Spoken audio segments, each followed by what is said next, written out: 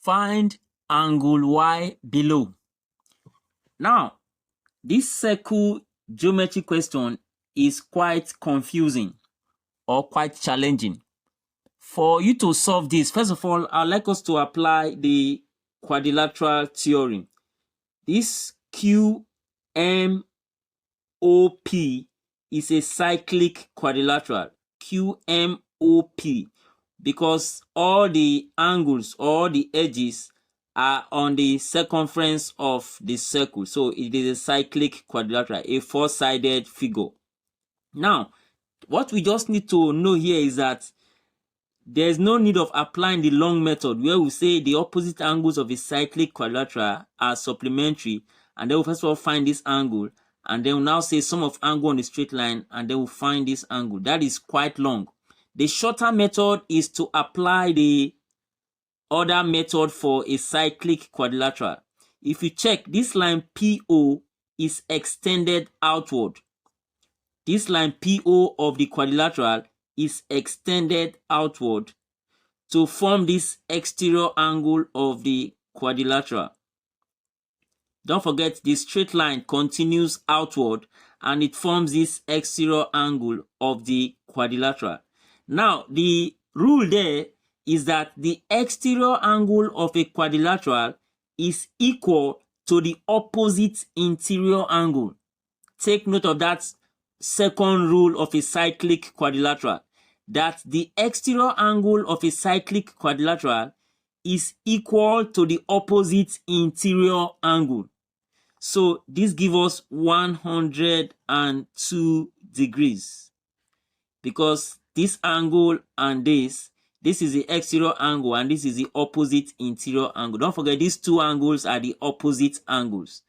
So with respect to this exterior angle, this is the opposite interior angle. So now the next thing for us to look at is to make a line that will help us understand this diagram better than the way it is appearing now.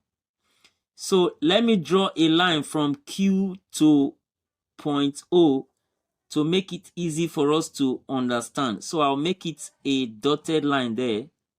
So drawing this line now will make us see something that might not be too clear to us before. So now if you check, this is a triangle here. There's QOP is a triangle. And what type of triangle is it? It is an isosceles triangle. A triangle with two sides equal is an isosceles triangle. And then don't forget that for an isosceles triangle, the two base angles are equal. Don't forget that important rule for an isosceles triangle. The two base angles of an isosceles triangle are equal. So when you have the vertical angle and you are looking for the two base angle, what you just need to do is to subtract the vertical angle from 180. So you are going to say, because sum of angles in the triangle is 180, so you subtract this vertical angle from 180. That is 180 minus the vertical angle. And then whatever you get, you divide it by 2. That will give you the value of these two equal base angles. It will give you the value of these two equal base angles. So that will give me 100 divided by 2, which is equal to 50 degrees. So that means this base angle is 50 degrees. And this base angle here is also 50 degrees. Now, but don't forget that this angle that we're looking at here, this one, is 102. You can see it's 102. So this full angle is 102. But we already know a portion of it as 50 degree. Don't forget, we already know this portion as 50 degree based on these two base angles. So this is 50 degree, and then the whole of the angle is 102. So that means this remaining angle here, this remaining one here, will be 102 minus 50. 102, which is the whole angle, minus 50, which is a portion of it. So this remaining angle will be 52 degree. 102 minus 50 will give us 52 degrees. Now, the next thing for us to look at is the alternate segment theorem. Now, I have this called MO. Can you see this chord MO? The chord MO makes this angle with the tangent. Don't forget this line arrow MN is a tangent touching the external part of the circle. So now this MO is making this angle with the tangent. So this is the angle between this chord MO and the tangent. Now in the same way, you trace this tangent to see a triangle that it forms in the circle. This is a triangle that the tangent forms inside the circle. So, sorry, this is a triangle that the chord forms inside the circle. Triangle QMO. Triangle QMO. Now, if you look at this triangle QMO, you observe that the angle opposite this chord, that is the angle facing this chord, is 52 degrees. This 52 degree that we have obtained. So anytime you see a chord that makes an angle with a tangent, then also know that the same chord makes the same angle inside the triangle that it forms in the circle. And the theorem is that angle in alternate segments are equal. So it means that this angle is 52 degrees. Hope you understand this alternate segment theorem.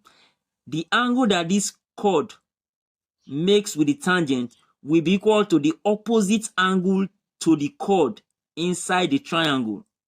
The opposite angle to the chord inside the triangle. So this is 52. This angle here will also be 52. Angle in alternate segments are equal. That's the theorem. Then finally, we can now get the value of angle Y. Don't forget, this is a triangle. So we are using triangle MNO. So you agree with me that the value of angle Y plus 52 degrees plus 102 degrees, 102, all together sum up to 180 degrees, because sum of angles in a triangle is 180. Sum of angles in a triangle is 180. So Y plus 52 plus 102 is going to give us 154. 154 degrees. From there, I can make Y the subject of the formula. Don't forget 154 is equal to the 180 here. So Y will be equal to 180, which is already on this side. Then this plus 154, when it comes to this side, it becomes minus 154 degrees. And then we can now subtract to get the value of angle Y. So I simply say Y is equal to 180 minus 154 is going to give us 26 degrees as the value of Y. And that is the final answer. Hope you enjoyed this video. Please don't forget to like, share, and join for more videos like this. Thank you for watching.